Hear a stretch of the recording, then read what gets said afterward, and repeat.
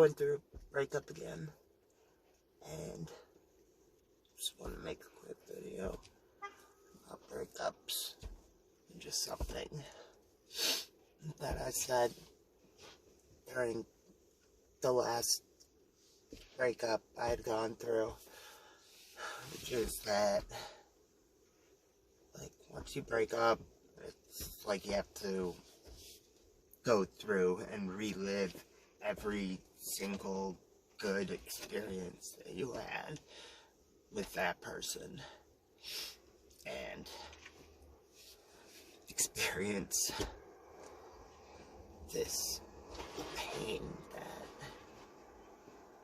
is like equal to that good experience, and it really, really, really fucking hurts.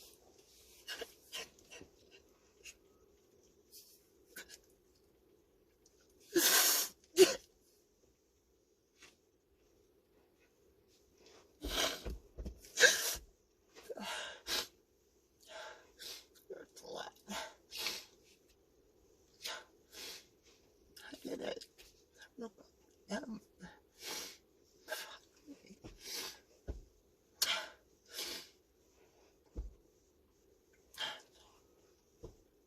That's all I'm gonna say about that right now.